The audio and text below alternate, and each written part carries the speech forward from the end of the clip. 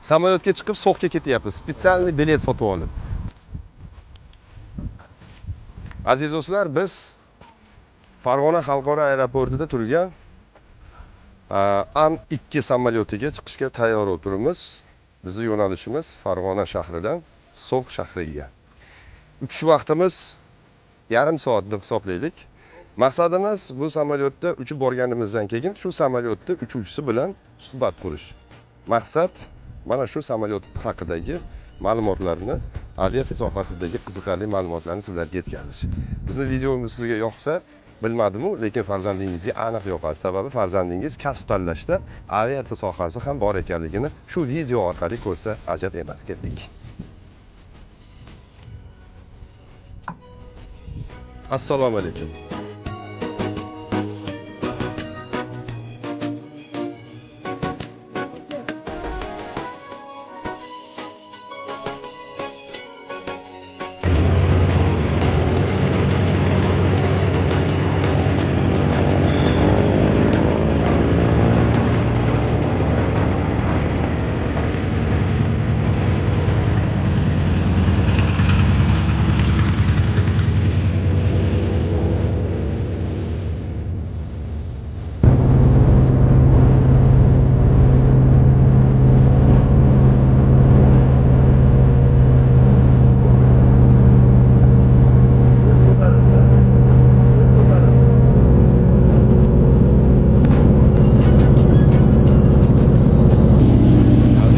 Samolyotimiz ko'tarildi.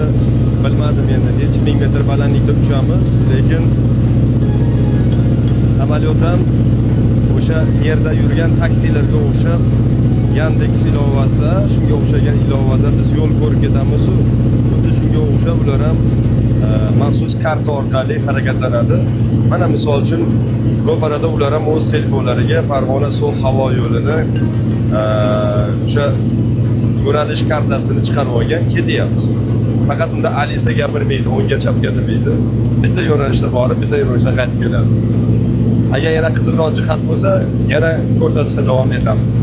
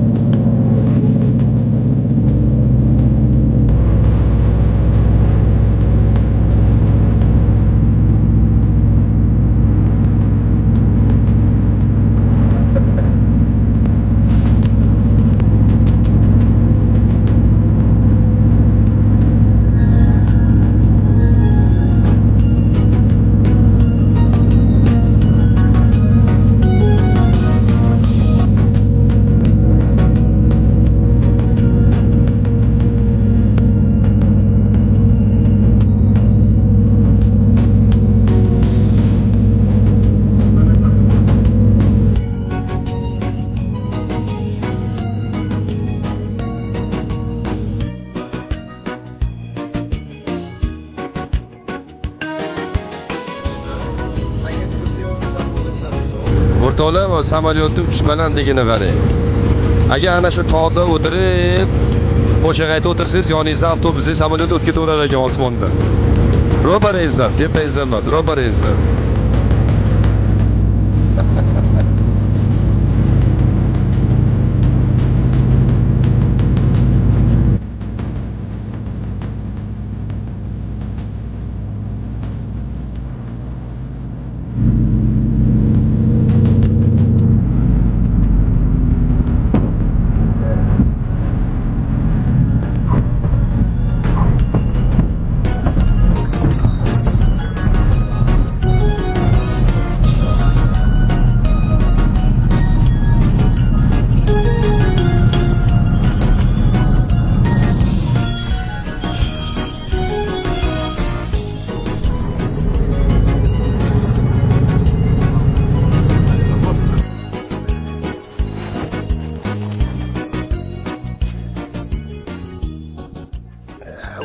Xususiy samolyoting bo'lsa yaxshi-da, liboy joyga yetib olaverasan sekin. O'rtoqlar,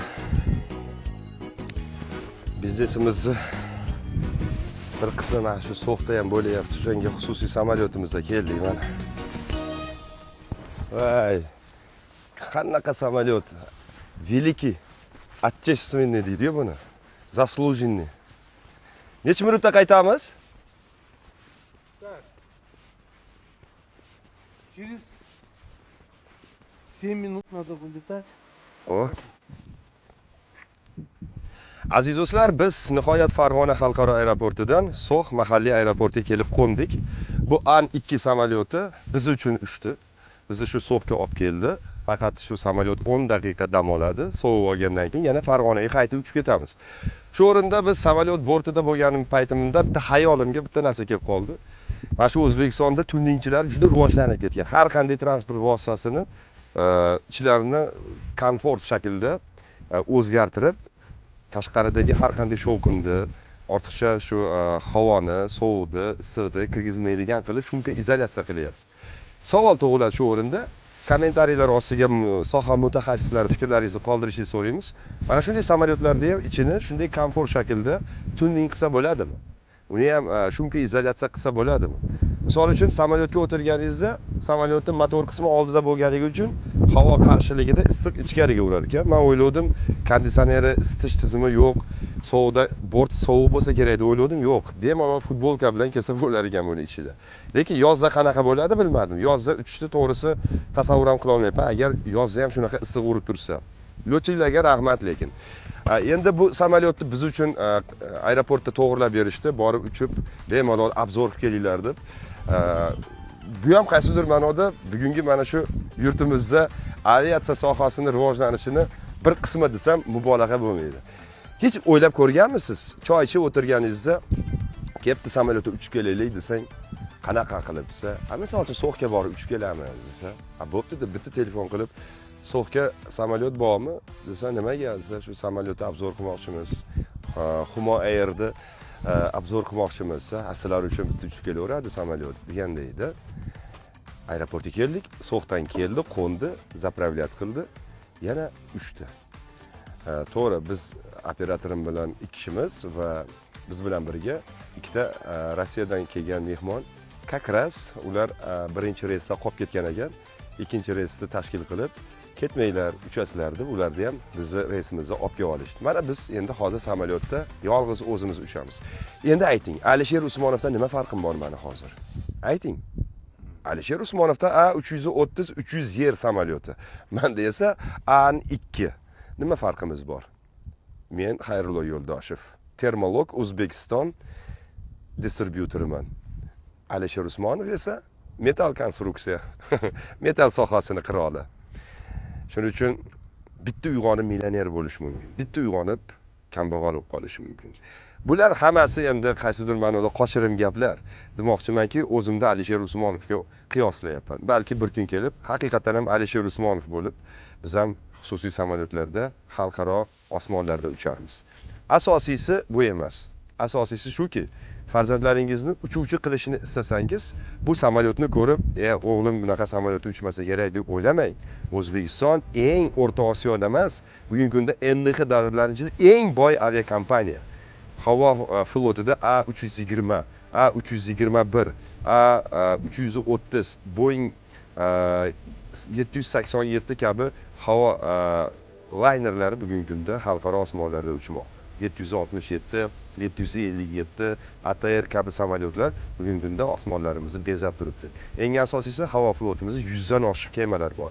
Yana 22 ta Boeing 787 aynan Amerika Qo'shma Shtatlari tomonidan O'zbekistonga tez kunlarda, tez yillarda ishlab chiqarilib, basma-bas jo'natilaveradi. Ana shunaqa gaplar. Sizning o'g'illaringiz balki 787 ning kemasi bo'lishi mumkin.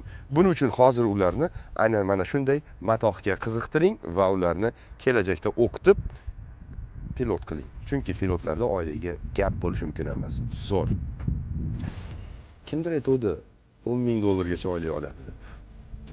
Zora, siz o'g'lingiz kapitan bo'lguncha $10,000 oylik egasiga aylanib qolsa. Mana shu gaplar. Endi esa marhamat bizni samolyotimizni tomosha qilishingiz mumkin. Xo'p, sizlarga ozgina samolyotda endi bilganimcha xususiyatlarini aytib o'tsam. Bu An-2 samolyoti mana bu dum qismidagi rol hisoblanadi. Rol samolyotda o'ngga chapga buradigan narsa mana shu bo'ladi. Ya'ni havoni kesishiga qarab turib, chapga o'ngga burishi mumkin bo'ladi.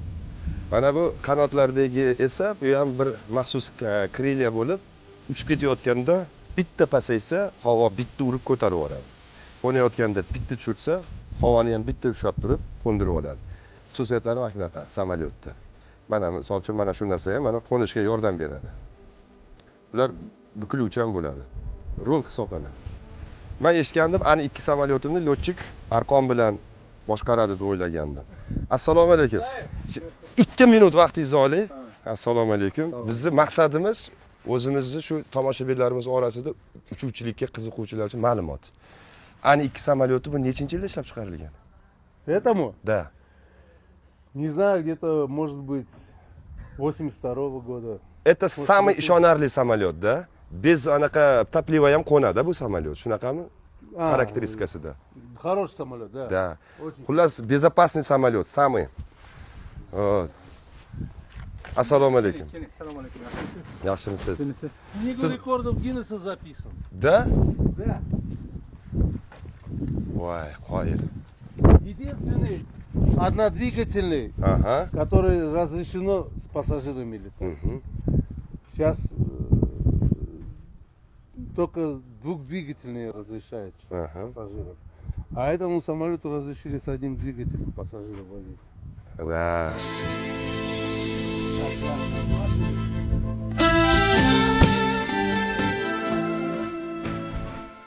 Aerodromda rozetka bor ekan bularda ham.